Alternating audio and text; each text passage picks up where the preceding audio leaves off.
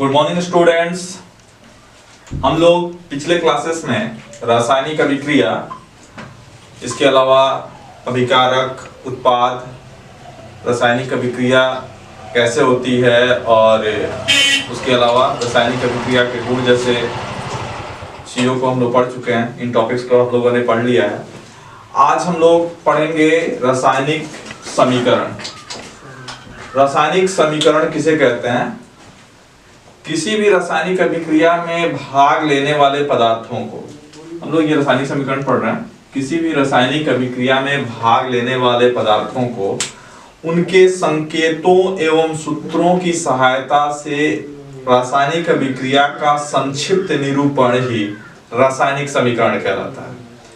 किसी भी रासायनिक अभिक्रिया में भाग लेने वाले पदार्थों के माध्यम से रासायनिक अभिक्रिया का संक्षिप्त निरूपण ही रासायनिक समीकरण कहलाता है। जैसे हमने कहा हाइड्रोजन और क्लोरीन मिलकर के निर्माण करेंगे ये HCl का। एक चीज देखते हैं, मैंने कहा अभी डिफिनेशन मैंने कहा कि किसी भी रासायनिक अभिक्रिया में भाग लेने वाले पदार्थों के माध्यम किसी भी रासायनिक अभिक्रिया में भाग लेने वाले पदार्थों को के संकेतों एवं सूत्रों के माध्यम से अभिक्रिया का संक्षिप्त निरूपण ही रासायनिक समीकरण कहलाता है।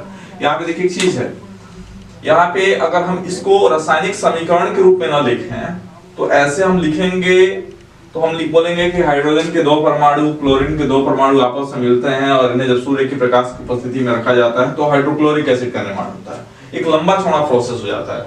जब किसी चीज को हम संक्षिप्त में, जो पदार्थ हिस्सा ले रहे हैं इस अभिक्रिया में या रासायनिक अभिक्रिया जिन पदार्थों से हो रही है, जो पार्टिसिपेट कर रहे हैं, उन पदार्थों को संकेतों एवं सूत्रों की सहायता से हम दिखा रहे हैं। यहाँ पे हाइड्रोजन है, क्लोरीन है, हमने इसे शब्द में ना लिख करके इसको हमने इसका संकेत दे दिया।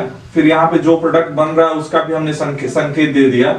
तो किसी भी रासायनिक अभिक्रिया को किसी भी रासायनिक अभिक्रिया में जो पदार्थ हिस्सा लेते हैं उन पदार्थों के संकेतों एवं सूत्रों का प्रयोग करके अभिक्रिया को हम छोटा बनाते हैं, संक्षिप्त बनाते हैं। यही प्रोसीजर जो है रासायनिक समीकरण कहलाता है। इसके अलावा हमें पढ़ना है आगे रासायनिक समीकरण के प्रकार। रासायनिक समीकरण 2 प्रकार का होता है। पहला असंतुलित रासायनिक समीकरण, दूसरा संतुलित रासायनिक समीकरण। असंतुलित रासायनिक समीकरण को अगर हम डिफाइन करें तो वैसे डिफाइन कर सकते हैं कि वैसी रासायनिक समीकरण जिसमें अभिकारक के तत्वों एवं यौगिकों के परमाणुओं की संख्या तथा उत्पाद के तत्वों एवं यौगिकों के परमाणुओं की संख्या आपस में बराबर हो, उसे हम। अगला टॉपिक है आज का हमारा असंतुलित रासायनिक समीकरण। रासायनिक समीकरण का पहला प्रकार वैसी रासायनिक समीकरण जिसमें अभिकारक के तत्वों एवं यौगिकों के परमाणुओं की संख्या तथा प्रतिफल के तत्वों एवं यौगिकों के परमाणुओं की संख्या बराबर न हो। जैसे यहाँ पे हम देख लें, अभी इसको मिटा दे हम, तो हाइड्रोजन के परमाणु और क्लोरीन के परमाणु, यहाँ पे हाइड्रोजन के 2 परमाणु हैं, क्लोरीन के 2 परमाणु हैं, जबकि इधर हाइड्रोजन के 1 परमाणु हैं और क्लोरीन के 1 परमाणु हैं। तो हमने कहा कि वैसी रासायनिक समीकरण जिसमें अभिकारक के तत्वों एवं यौगिकों के परमाणुओं की संख्या तथा प्रतिफल के तत्वों या यौगिकों के परमाणुओं की संख्या आपस में बराबर ना हो। यहाँ पे बराबर नहीं है, यहाँ पे अभिकारक में total number of atoms equal to 4, जबकि यहाँ पे total number of atoms equal to 2, तो ये इक्वल नहीं है। तो वैसे रासायनिक समीकरण को हम असंतुलित रासायनिक समीकरण कहेंगे। अगला है संतुलित रासायनिक समीकरण। पहले से मैं आपको बता दूं, मैं डेफिनेशन नहीं लिख रहा हूं, मैं सिर्फ डेफिनेशंस बोल रहा हूं। आप वीडियो को पॉज कर लीजिएगा और डेफिनेशंस को लिख लीजिएगा। इसके बाद हम लोग संतुलित रासायनिक समीकरण पढ़ेंगे। सिर्फ इसमें जहां पे असंतुलित में नहीं आया था वहां पे नहीं हटा देना, डेफिनेशन ये हो जाएगा। जैसे संतुलित रासायनिक समीकरण का डेफिनेशन होगा वैसा रासायनिक समीकरण जिसमें अभिकारक के तत्वों या यौगिकों के परमाणुओं की संख्या तथा प्रतिफल के तत्वों एवं यौगिकों के परमाणुओं की संख्या आपस में बराबर हो तो उसे हम संतुलित रासायनिक समीकरण कहेंगे। जैसे Na+Cl इक्वल टू NaCl, यहाँ पे number of atoms in sodium equal to 1, chlorine equal to 1, इधर total number of atoms equal to 2, यहाँ पे टोटल नंबर यहाँ पर भी वही है, तो हम कह लेंगे कि ये संतुलित रासायनिक समीकरण है। अगला टॉपिक हम लोग पढ़ेंगे रासायनिक समीकरण को संतुलित करने की क्या क्या विधियां होती है। पहली चीज एक और है, हमें ये भी जानना चाहिए कि असंतुलित रासायनिक समीकरण के और भी दो नाम होते हैं, समीकरण और कंकाली समीकरण भी इसे कहा जाता है। तो कभी कभी ये पूछ लेता है एग्जाम में।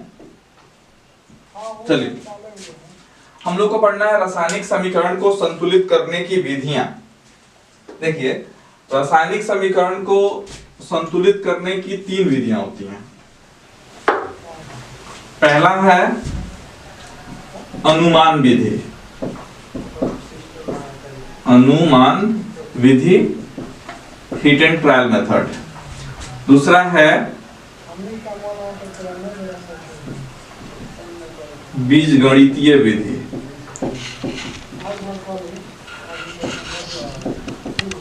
और तीसरा है आंशिक समीकरण विधि।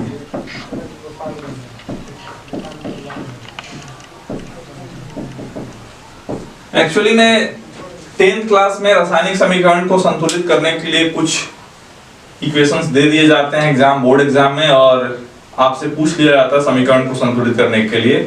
और बोर्ड एग्जाम में अक्सर 1-2 क्वेश्चन इससे हर बार आता ही है। तो और जो भी क्वेश्चन आता है मैक्सिमम इसी बेसिस पे होता है, अनुमान विधि पे होता है। आप इसे संतुलित कर सकते हैं आसानी से। इस विधि से रासायनिक समीकरण को संतुलित करने के लिए कोई खास नियम नहीं होता है। हाँ ये होता है कि आप को लॉजिक इस्तेमाल करना होता है, कुछ तर्क इस्तेमाल करना होता है। जैसे हम देखते हैं इसको कैसे संतुलित करना है। जैसे hydrogen plus chlorine H2+Cl2 HCl, इस समीकरण को हमें संतुलित करना है। तो पहले ही देखना है कि ये समीकरण संतुलित है तो नहीं। अगर समीकरण संतुलित है तो फिर उसकी कोई जरूरत ही नहीं है संतुलित करने की। तो पहले हम देखेंगे इसमें कि ये समीकरण असंतुलित है कि संतुलित है। नंबर ऑफ हाइड्रोजन, इसमें हाइड्रोजन जो है उसकी संख्या 2 है, अभिकारक में रिएक्टेंट में क्लोरीन की 2 है। इधर देखेंगे हाइड्रोजन के परमाणु की संख्या 1 है, क्लोरीन के परमाणु की संख्या 1 है।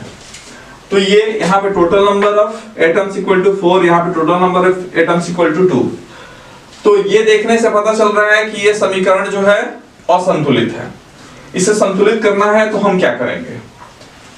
सबसे पहले हाइड्रोजन देखते हैं, यहाँ पे इसकी संख्या 2 है परमाणु की, यहाँ पे हाइड्रोजन के परमाणु की संख्या 1 है। जब हम संतुलित करेंगे तो यहाँ पे करेंगे क्या कि हम पहली चीज की यहाँ पे नंबर चेंज नहीं कर सकते हैं। यहाँ पे हम नंबर नहीं चेंज कर सकते हैं। इसके कोफिशिएंट में हम मल्टीप्लाई करेंगे किसी भी नंबर से जो हमें संतुलित करा दे इस समीकरण को। ये लॉजिक की बात है। यहाँ पे अगर हम सोचें, यहाँ पे हाइड्रोजन के परमाणु की संख्या 2 है और यहाँ पे 1 है, तो इसके कोफिशिएंट में हम किस चीज से गुणा कर सकते हैं? 2 से। ऑब्वियसली 2 से हम कर सकते हैं। अगर 2 से करते हैं तो नंबर ऑफ हाइड्रोजन यहाँ पे कितना हो जाता है? 2। और नंबर ऑफ क्लोरीन कितना हो जाता है? 2। संतुलित हो गया ये आसानी से। ऐसे ही अगर हम कहें H2 plus O2 equal to H2O, यहां पे number of hydrogen equal to 2, oxygen 2, hydrogen 2, oxygen 1। तो अगर हम कहें कि ये संतुलित है कि ये संतुलित है, तो ये असंतुलित है क्योंकि इधर ऑक्सीजन के में परमाणु की संख्या 2 है अभिकारक में और उत्पाद में परमाणु ऑक्सीजन के परमाणु संख्या 1 है। इसे बैलेंस करना है हमें। तो बैलेंस करना है तो सबसे पहले हमारे माइंड में ये आनी चाहिए कि यहाँ पे हाइड्रोजन 2 है और इधर भी हाइड्रोजन 2 है, तो हाइड्रोजन में तो हमें कुछ नहीं करना है। ऑक्सीजन में के परमाणु की संख्या अभिकारक में 2 है जबकि उत्पाद में 1 है, तो हम ऑक्सीजन को इक्वल करेंगे। तो यहाँ पे हम 2 से अगर मल्टीप्लाई करते हैं तो फिर दिक्कत ये आ रही है कि हाइड्रोजन यहाँ पे 4 हो जाएगा। अब हाइड्रोजन 4 हो गया, ऑक्सीजन तो 2 हो गया, लेकिन इधर हाइड्रोजन 2 है, तो क्या कर सकते हैं, इधर 2 से गुणा हम कर लेंगे, हाइड्रोजन 4 हो जाएगा। तो एक लॉजिक का इस्तेमाल करके हम समीकरणों को संतुलित कर सकते हैं। अगला एग्जांपल हम देखते हैं समीकरण को संतुलित करने के लिए। यहाँ पे नाइट्रोजन के 2 परमाणु हैं,